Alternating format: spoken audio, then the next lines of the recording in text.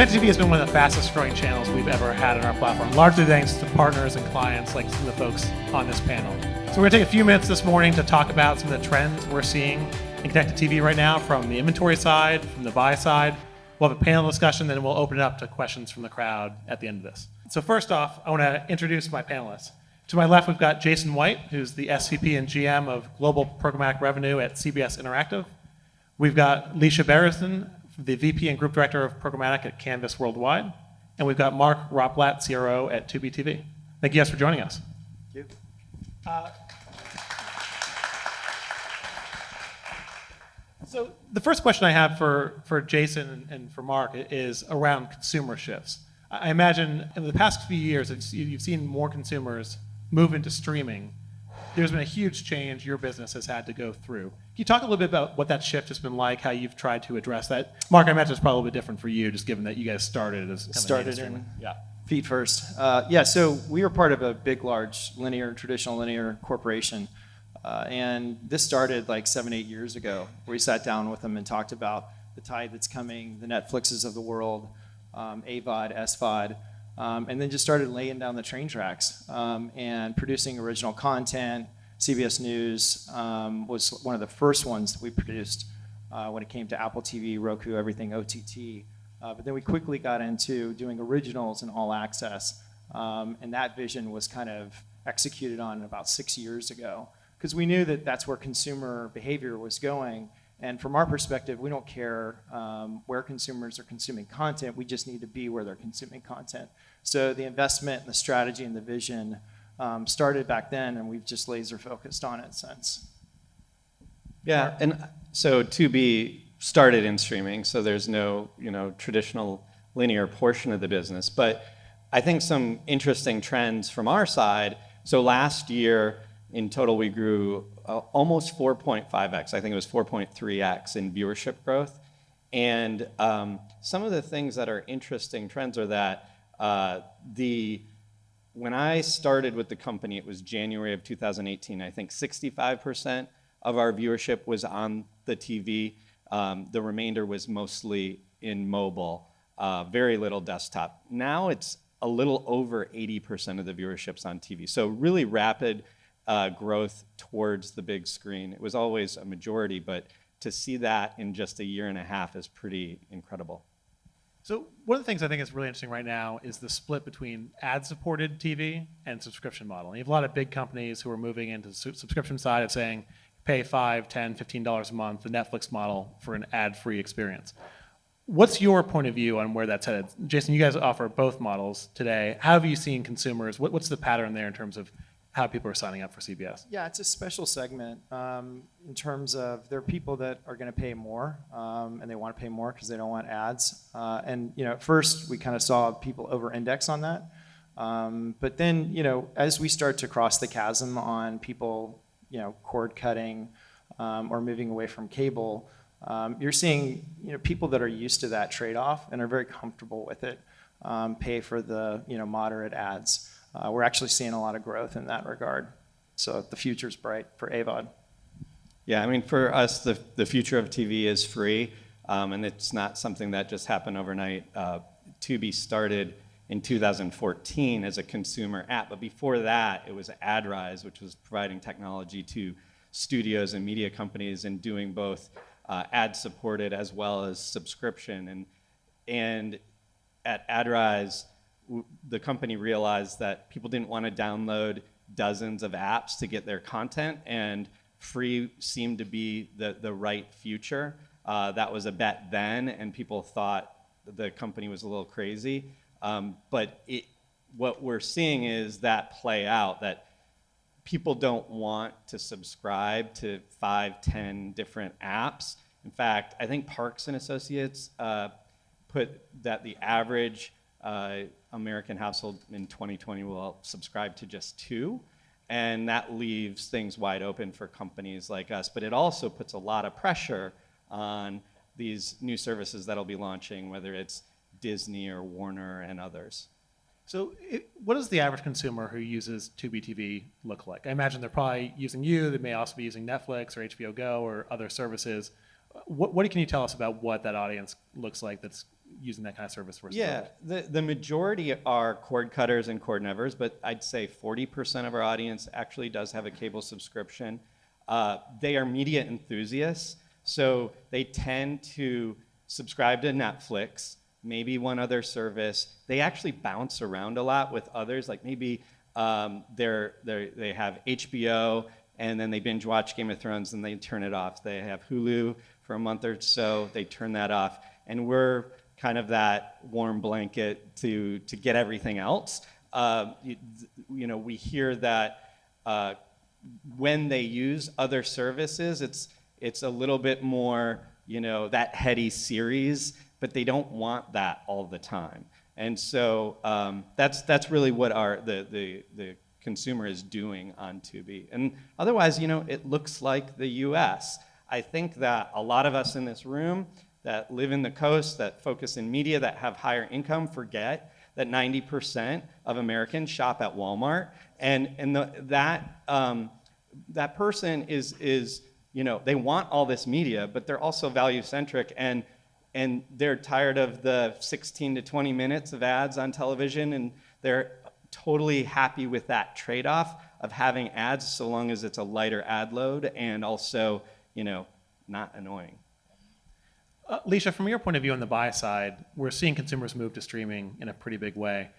Have advertisers caught up? Sometimes I think about connected TV in the same way mobile used to be. Smartphone usage took off, but there's a kind of a natural lag time for marketers to catch up. Where are we on that continuum with marketers and advertisers moving over to connected TV? I think, connected TV, we got our foot in the door from the programmatic side to kind of talk about this is just like addressable, right? So when we talk about the context of something like a video up front that used to be traditionally all linear, we then kind of moved into this, well, it could be more effective if it was addressable, and we kind of use that to say, well, now it's really connected, right? And it's not to displace one or the other, because I think there's a lot of agency paranoia of, oh my God, you're gonna take my lunch and my IO or my partner, right?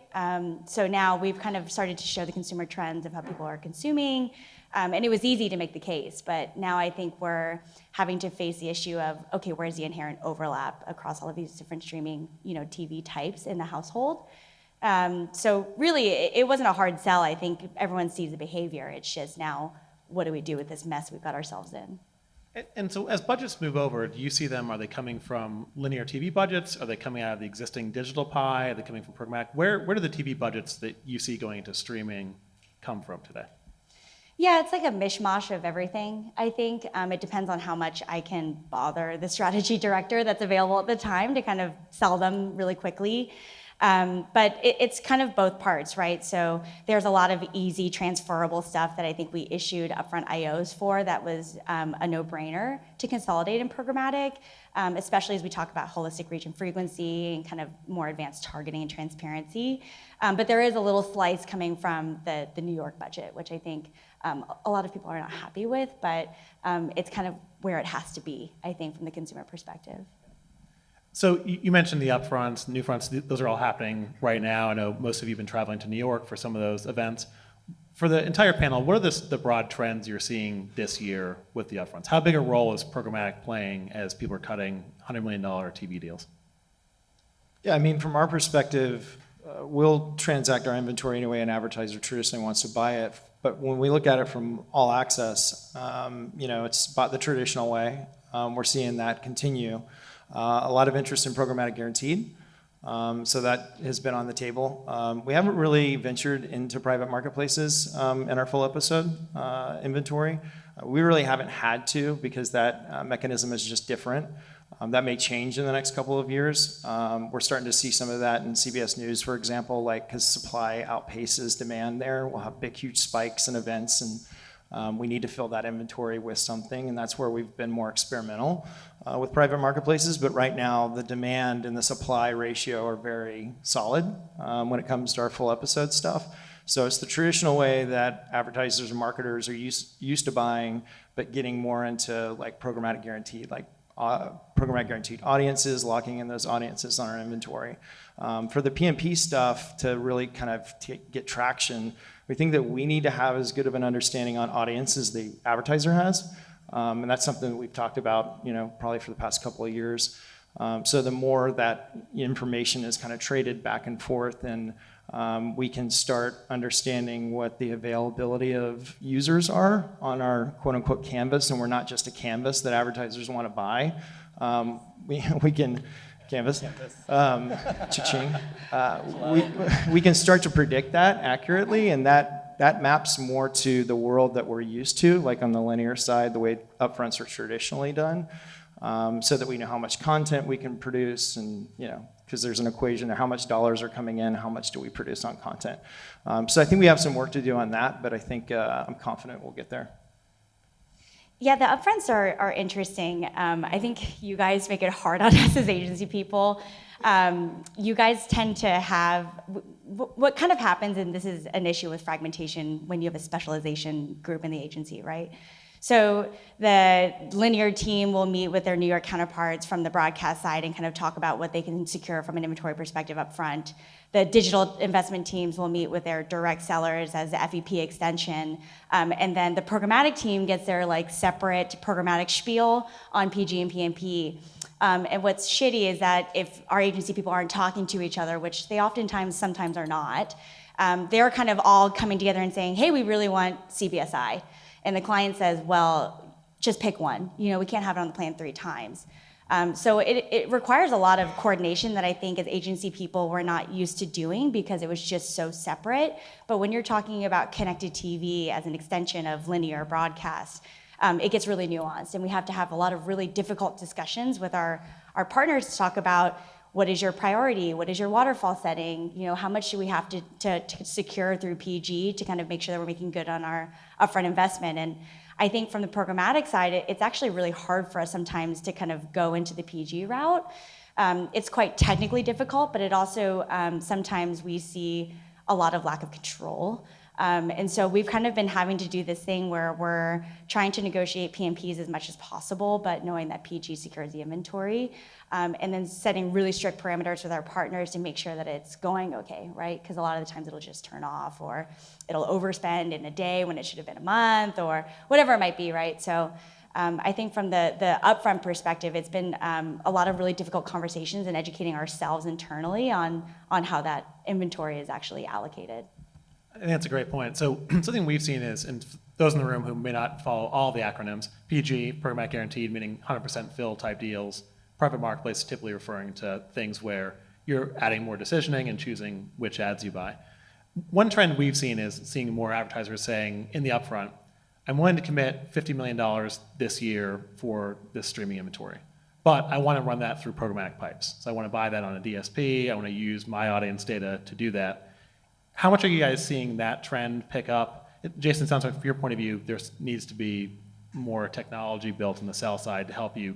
Because right now you can forecast on GRPs and Nielsen. You can't really do that if it's an advertiser's first party audience, right?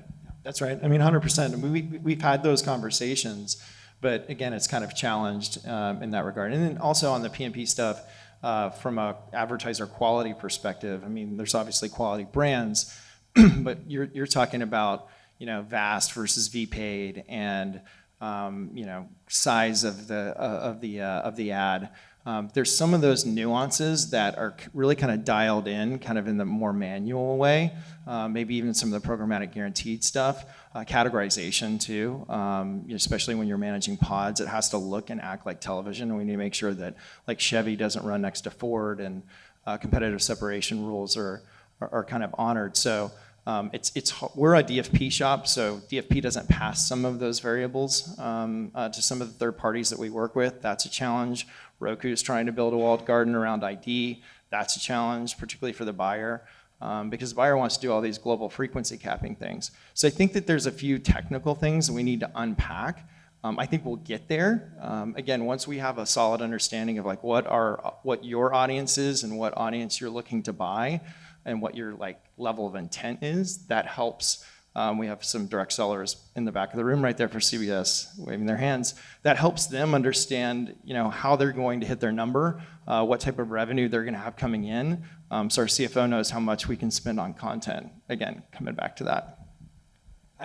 It feels like what we're talking about might be overcomplicating things and hurting ourselves a little bit in that. We were really good at that. Because So from my perspective, first off is that companies like Tubi the change from last year is that we're actually part of the upfront conversation. In the past, it was we want to allocate, but let us do our linear traditional allocations and then come back. That's changed completely. The buyers have been burned enough with ADUs and having to take options to the extent where John Mazinski a couple weeks ago said he called it fraud. That might be a negotiation tactic, but the point being is the pain is very great in getting reach to target audiences. And so first off, we're going to plan this together. Second, it then comes down to the question of, can we execute this programmatically? And so we've had those conversations already with some buyers that are coming back and saying, hey, last year we did an IO, this year we want to do this through our programmatic pipes. Can we do it? And we say, absolutely. To us, it's an execution channel. It's not about a sales channel. So we're happy to do that to give more insights into reach and frequency and managing frequency. To the extent that we're talking about the technical pieces and the programmatic PMPs and data and passing tags, to us at Tubi, it's just about, is it a guarantee or not, number one. If we guarantee we can give you the preference that you need to get that inventory. If not, then of course it's like a scatter buy, it's open marketplace.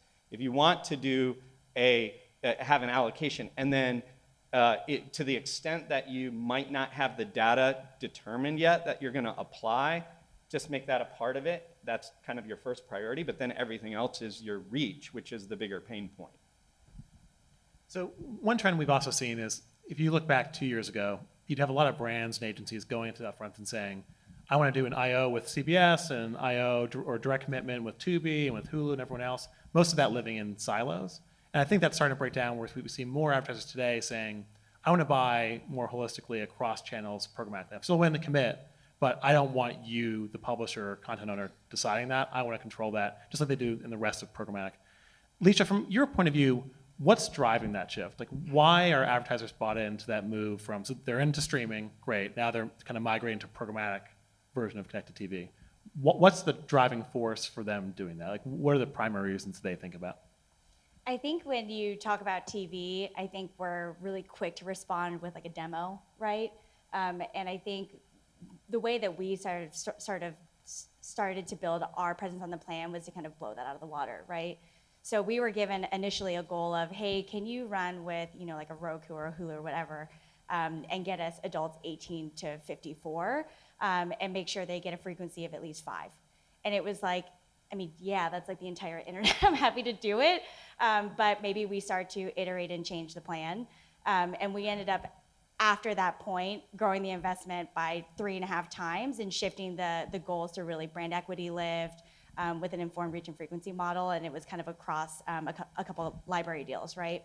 So I think the beauty of programmatic, people always think it's cost efficiencies or consolidation, whatever it is, but we were starting to level up things that people weren't asking their managed service partners to give them, because they never knew it was an option. So a lot of it was, where are the genres that we're running, if they're kind enough to pass us through channel level data, or kind of where we're running. What are the day parts? Where are the devices they're accessing on? How many devices per household? So it started to become a lot more informed, so that we could evolve the way that we are targeting and measuring our buy. Because again, a lot of it is just lowest common denominator, just 18 to 49, Nielsen on target, go. It grew so much from that, and I think that's why people kind of did it, right? How much does frequency play a role there? Because we hear a lot of advertisers who say, with my linear buy, I have an overall average. So I might be saying, I'm trying to hit 1 ad per household per week in this agent demo. But that's a bell curve, right? So when they do with Nielsen, because when you're serving an ad nationally, that's something no broadcaster can really control. And so in programmatic or any digital channel, you can control that. How much of that is a motivating factor for the shift here? I think, we're quick to kind of diagnose what we think is the right answer, and then tell our partners to do it. The nice part about trading in-house is that we can kind of push back on it and like bullshit detect it. So what the team has been doing is kind of working on these like reach and frequency curves and looking at diminished returns, but not against something like a conversion. It's against things like brand equity lift or something like that. So I think it's been quite interesting to kind of evolve that, and I think the next year's evolution will start to be how do we start to cross-section that reach and frequency curve against high consumption TV viewers versus low, because as a very high consumption TV viewer, I get enough Eucrisa ads about mesothelioma where I'm gonna kill myself. So, I think that's like the attitude change, right? Like we are quick to then again go back to demo, and it's like, as a millennial, which is like a 30-year span of people, they don't act the same. So we need to start shifting against demo and start thinking about behaviors, but something that is discrete. So something we're thinking about for next year. So what about the sell side? How do you guys think about frequency? The user experience, obviously, in the streaming side, theoretically can be a lot better, but in practice, when you're watching it, when I'm watching some kind of streaming TV channel, I see the same ad 4 out of 5 times in the pod. It actually can be a worse experience than linear. What are you doing on the sell side to try to solve that? Yeah, so we have a guy, his name is Jared. He's really good at what Subway? he does. Everybody's got a Jared. Ours is one of the best in the industry. These guys in the back work with him every day. But that's what it is. I mean, with premium content, like we have to be, I was saying earlier, maniacal about the user experience. And the technical term that we use is, or not so technical, it's back-to-backs. So we look at, I guess we kind of look at frequency from a position of the user and go, I don't want to get hit with a mesothelioma ad like over and over and over again till you want to kill yourself. That's a bad user experience. The user's not going to come back. And that affects our LTV models, that affects our ad revenue. Ultimately, it's a vicious cycle or virtuous cycle, however you are good or bad at it. We're really good at that. So much so that it prevents us from doing some stuff on the third-party side, which we've been talking about. But again, I think we work very closely together. We've worked closely together through our platform partners. I think that we're getting better at this, and I think again we're a couple of years away from nailing this, so that you're able to transact on the currency that you want to transact on, and we're able to predict on that currency as well. Yeah, and for us, it's incredibly important on both the user experience and the sales side. We've been thinking about it for a long time.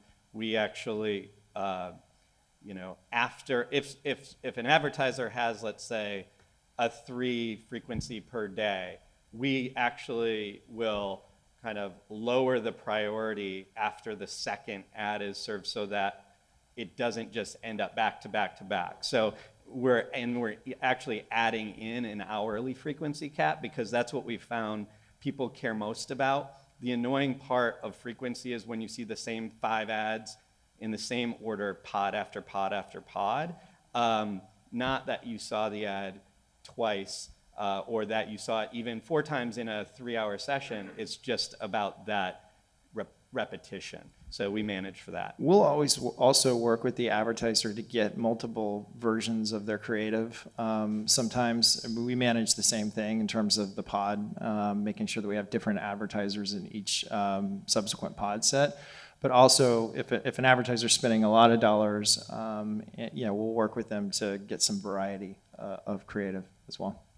So one thing we've seen in the market is that the pool of inventory has grown enormously. So a couple years ago, it grew 10x for the amount of impressions we could actually bid on in connected TV. Quarter over quarter this year, just grew 3x again. So it's growing by multiples every quarter. From your guys' perspective, where is that coming from? Where do you see as the next kind of swath of inventory that will come into programmatic? Because still, so much of it is locked up in the upfronts or committed buys today. What's in 2019, 2020, where do you expect that next wave of inventory to come from? Linear. I think everyone wants to do it now. It's like, how do we start to, and I know a lot of it is really just digital orders through a DSP to kind of try to secure the inventory, but I think now that we're so oversaturated in connected TV, it's like, what good is it if we also have this really robust linear buy and it's working on its own? I think we're trying to work on a model where it's like Nielsen TAR, but without Nielsen. It's like, what is the inherent overlap and how do we start to plan more effectively around it and doing it from the bottom up as opposed to top-down demo? So you're talking about direct execution of linear buy, not linear moving to streaming, but buying linear directly. Yeah. And so from your point of view, like how do you, being a programmatic specialist, right, how do you add value there to the TV buyer at the agency who's saying, well, hey, we've been doing this for 30 years, we're good? I mean, that's the thing, right? It's like not either or. I think we're always quick to either or. I want to show the value that we're adding, not necessarily taking away, much like we were doing with all of the managed service IOs, right? It's like if you can do it programmatically and there's inherent overlap, allow us to kind of consolidate that buy to manage frequency, but also continue to have your extended reach that is much different from what we're doing from a digital video perspective. But I think until we have the way to do it and fully plan around it and dedicate ourselves to kind of inform our audience buys so that beyond demo and we're doing it in one system, I think it's something that we can do. There's certainly the data out there. It's just how do we start to execute it?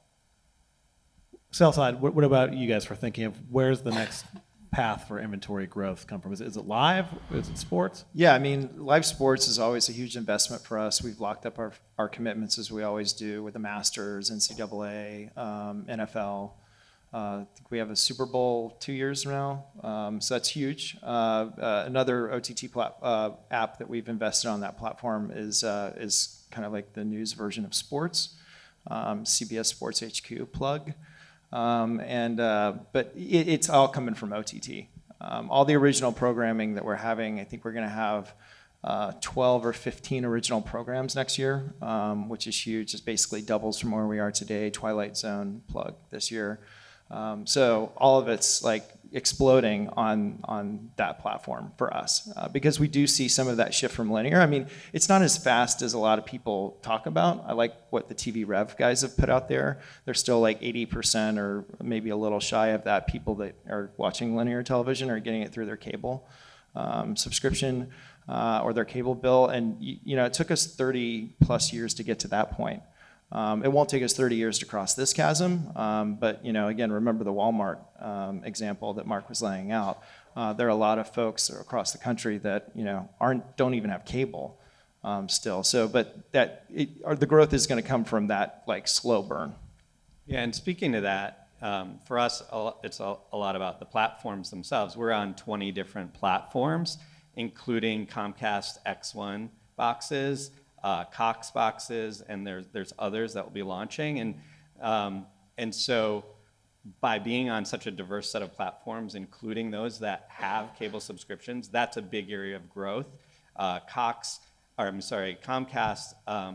immediately put us pre-installed in 20 million homes and became one of the largest platforms for us right off the bat. People search for content, and it's irrespective of where it's coming from when they're going through those boxes, and so that's a big area. But then also it's just about growing user engagement, and that's something that continues to steadily uptick. I think our average viewer is watching 13 hours per month now, and that leaves a lot of room in their total TV watching. Leisha, you touched on something earlier about measurements and moving clients away from Nielsen GRPs and looking at things like brand lift studies, things like that. What strikes me in connected TV is that because of things like cross-device graphs, you can measure so much more. You can look at sales lift, you can look at conversions on the laptop, you can look at so many things. And for the most part, I don't see a whole lot of clients who've moved over. Is that changing? I guess for anyone in the panel, do you see clients, because they can now, moving away from the traditional age demo model to more interesting measurement solutions? Yeah, I think the best part about connected TV is it kind of threw all the traditional digital proxy metrics out the window.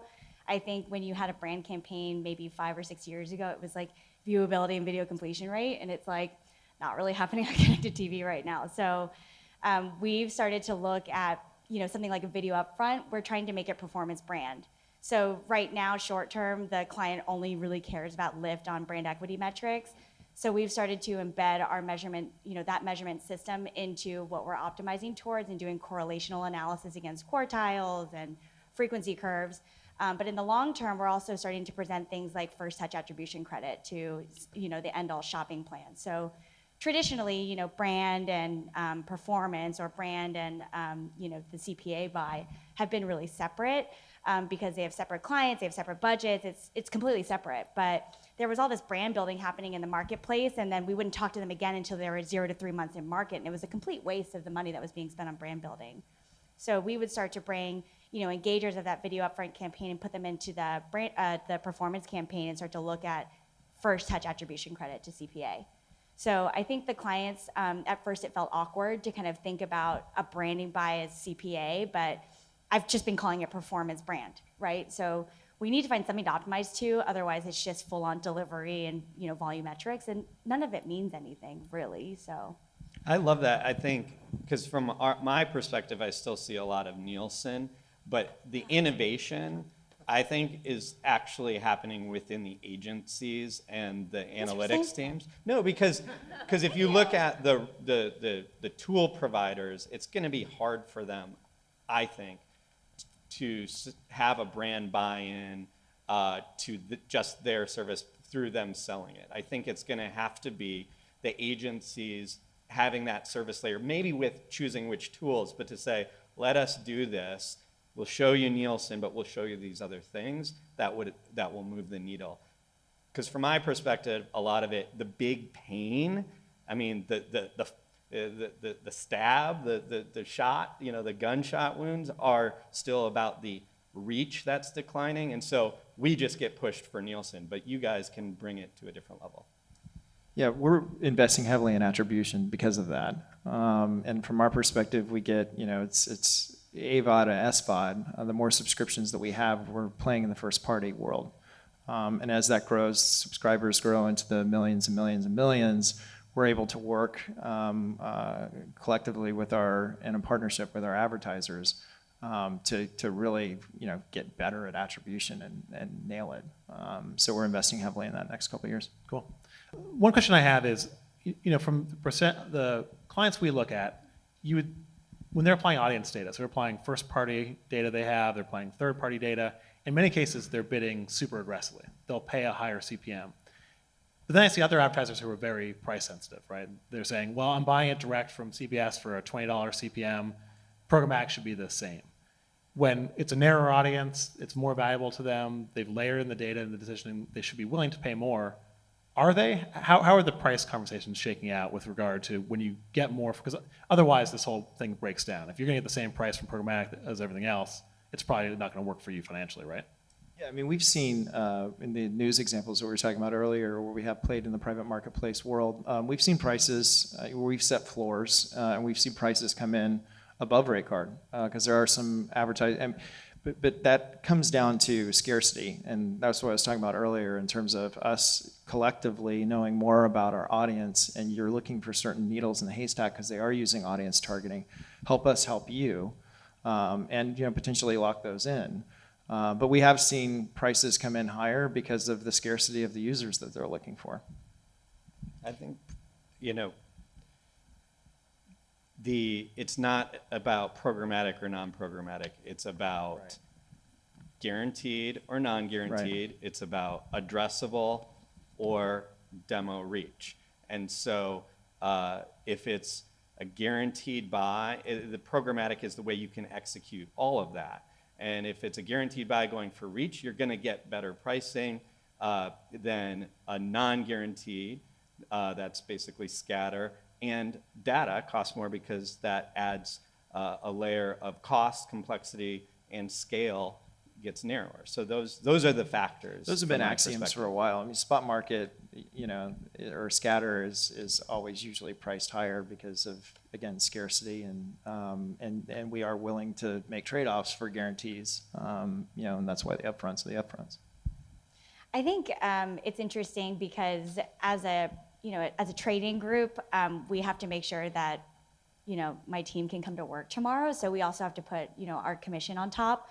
And oftentimes it puts us in a funny position because our programmatic PMP and PG rates are higher than the direct rates. But then I have to go through this arduous example of showing them, here's what we ran last year direct, and here is your derived overlap across partners, and here's your estimated frequency curves. Here's what we can mitigate with that overlap in frequency management, right? So it's a bit of funky math. I mean, thankfully, our advertisers don't expect programmatic to be a low effective CPM. I tell them if they need a low effective CPM, go write an IO to an ad network. But really, it kind of takes me having to sit there, or my team sitting with the strategy teams and saying, here are all your targets. You want 0 to 3 months in market. You want them to be 100K plus. You want them to be 18 to 34. And as they start adding in all of those grains, they show the user counts declining. And we go through win rates and estimated inventory avails, and they kind of sit down and understand the platform. So I think this world of where we overplanned as an agency because we didn't have the control is a muscle that it's really hard for us to let go of. But as we have the tools to now open that up and show all of the teams, here's what you're really going to get, it becomes the conversation of, well, why did we even have 18 to 34 on there? So it's kind of nice. Well said. All right, so we're going to close off with a lightning round. I didn't tell the panelists this was coming. So I'm going to ask you for a one-word response. Just, are you buying? I'm asking about the big companies who are doing big things in TV right now. Are you buying their strategy or are you selling? So do you believe in it or do you not believe? So we'll go down the panel for each one of these. So first off, Apple Plus, they're launching subscription service in the fall. First time getting into content. You buying or selling? Selling. Buy. Selling. Okay. Pessimistic on Apple. Disney Plus, $5.99 a month, coming at the end of the year for all their content, pulling it off Netflix, going direct on streaming, subscription only. Buying or selling? Buy. Buy. Buy. Everyone's afraid of Disney, I think. I think they're here. I think I saw someone from Disney here. Hulu, adding, they bailed on our panel last minute, so we'll throw them on here. It wasn't their fault. Making huge strides in terms of adding subscribers, could be the new cable. Are you buying or selling in the future of Hulu? We're going to take more market share from, so sell. Buy. Yeah, sell. Roku, as you mentioned, taking more of the walled garden approach, trying to package their data with their device. You buying or selling that long term? Big sell. Sell. Sell. Warner Media launching their streaming service in the fall as well, so a lot of big players coming out. A lot of work to do with some of the mergers there. Buying or selling on Warner Media Plus? Huge sell. Short-term sell. Short-term sell. That's more than one word, but I'll go with that. Sell-ish. Similar company, Xandr. So you got AT&T plus AppNexus, household addressable cable, building tech there. Buying or selling? Buy. Sell. Buy. Last one, NBC announced this yesterday. Their free streaming ad-supported service also coming out. A lot of content coming out this fall. Buying or selling on NBC? Sell. Buy. Sell. Tubi TV is shorting everything right now. Cool. Well, we're just about out of time. I want to thank our panelists for time today, and please, everyone, you're welcome to hang out for breakfast. Thank you.